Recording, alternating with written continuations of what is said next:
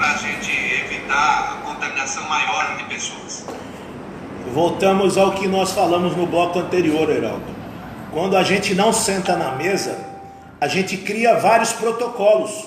O governo federal cria um, o estado cria o outro, as cidadezinhas vão criando os seus, e nós estamos falando aqui de um inimigo invisível e letal. Nós estamos falando aqui de uma pandemia, nós estamos falando aqui de problemas que vai correr da vida ou na morte. Nós temos vários, nós Santos, nós temos um número de idosos maior que em todas as cidades do mundo.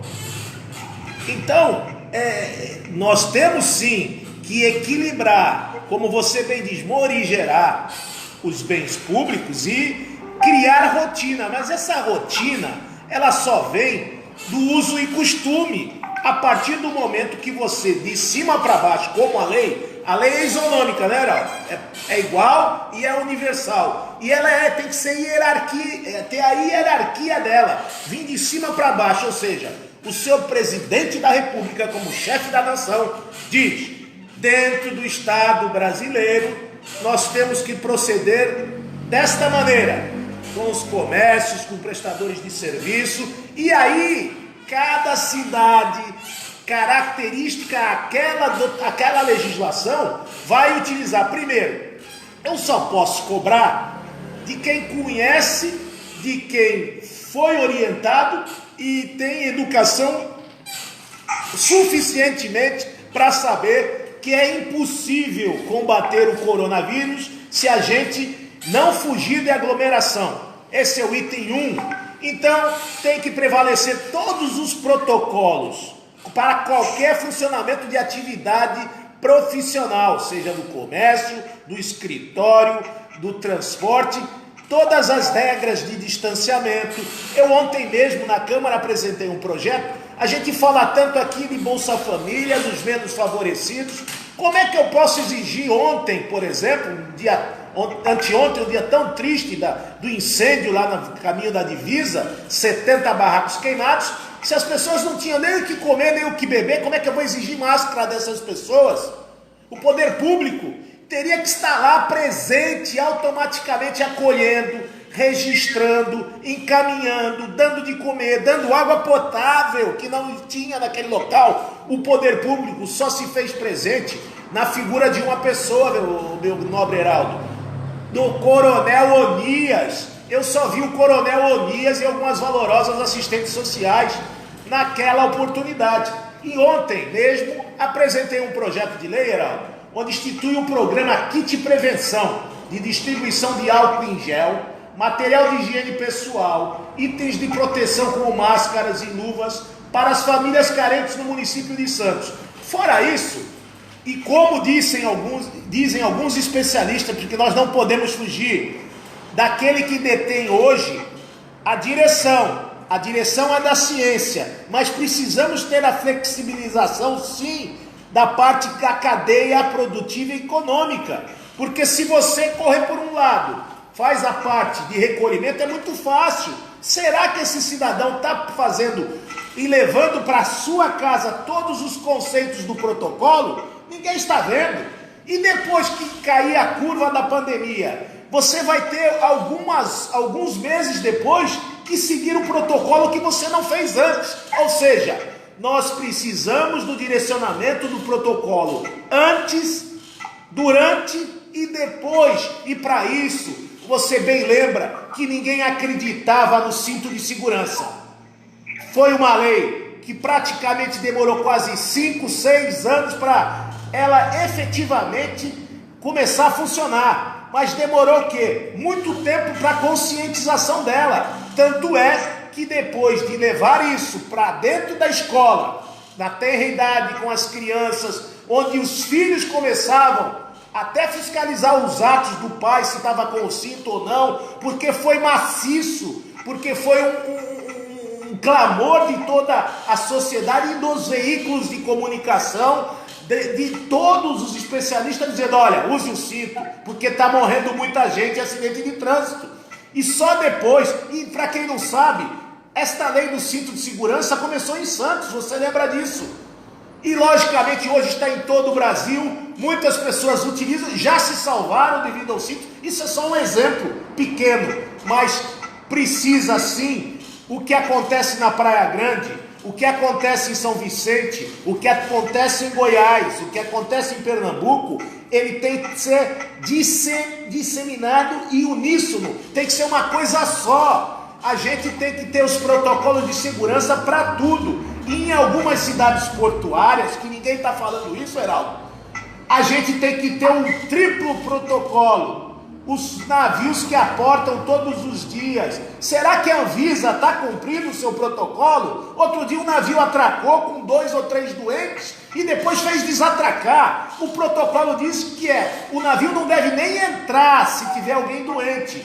Então, todo mundo tem que falar o mesmo idioma. Estamos em guerra. A guerra é para todos e tem que combater o bom combate. Todos têm que estar no mesmo caminho.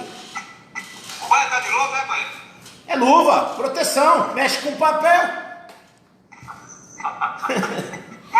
Bota contando muito dinheiro. Não, isso aí tá escasso, Heraldo. Essa situação, comércio fechado, o negócio não tá brincadeira. Olha, não é nem num momento como esse para descontrair um pouco. Eu nunca tinha visto uma situação, nos meus 54 anos de vida, uma situação como essa. Só me lembro um dia ou um mês, em que um presidente louco falou que quem tinha mais tinha 50. Você lembra disso? Quem tinha mais tinha 50 reais. E aqui hoje a gente está vendo uma coisa louca que ninguém consegue, está difícil até de sobreviver. E, Heraldo, eu acho que nada é por acaso. O Japão e países que participaram de guerras, de situações dramáticas de perda de vidas, de bomba atômica, eles conseguiram se reerguer e deram uma lição para o mundo. Mas a lição foi uma, Heraldo. Eles seguiram o mesmo mantra, a mesma cartilha: união, participação, harmonia, respeito e humildade é igual progresso mútuo. Ô, Maia, só para esclarecer uma situação, na semana passada a gente viu que a Câmara aprovou um auxílio emergencial para as famílias cujos filhos das crianças estejam na escola.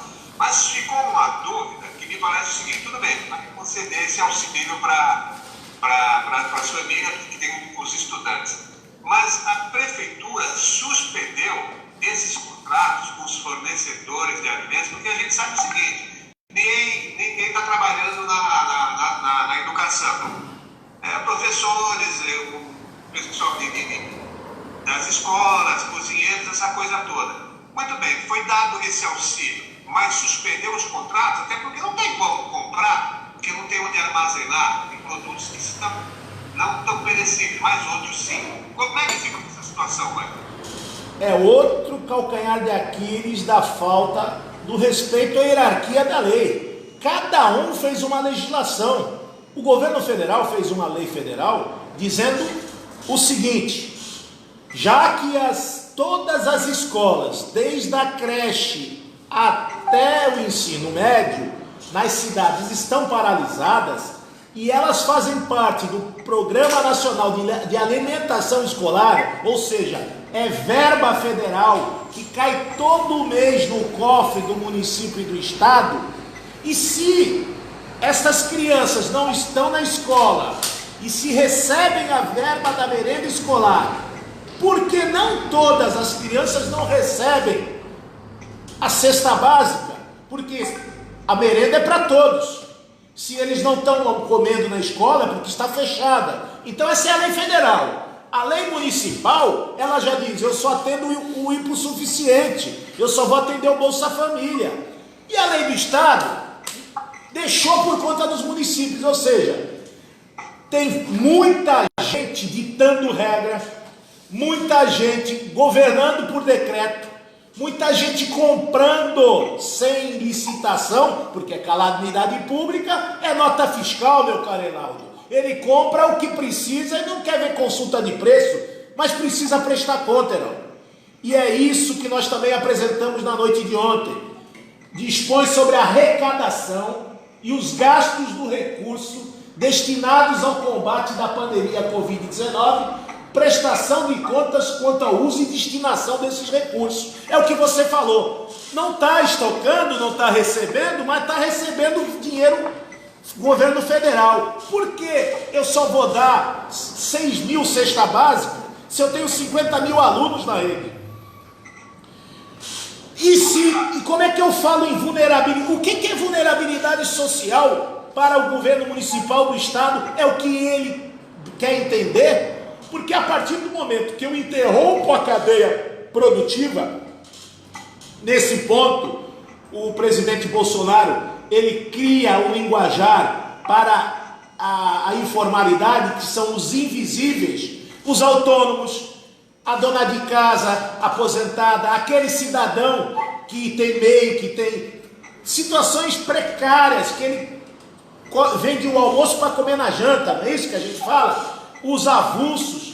Então, como é que a gente pode enxergar esses invisíveis se não colocar recursos como, por exemplo, da alimentação? Você viu que o governo federal veio a história da Caixa Econômica dos R$600, 1.600, dá uma confusão danada. Um se inscreve, outro não foi aprovada a ficha, um já recebeu. É como a cesta básica. Ou seja, se a gente criar um critério nacional para todas essas coisas, e tem que fazer cumprir. Ninguém pode alegar falta de dinheiro, porque eu não vi nenhuma obra parada em Santos, Heraldo. É pandemia, será que o coronavírus não vai na obra da entrada da cidade? O coronavírus também não vai lá na ponta da praia? O coronavírus não vai em determinadas obras que estão sendo inauguradas? E essas obras que estão sendo inauguradas é do dinheiro da dotação orçamentária que foi recebida do governo federal?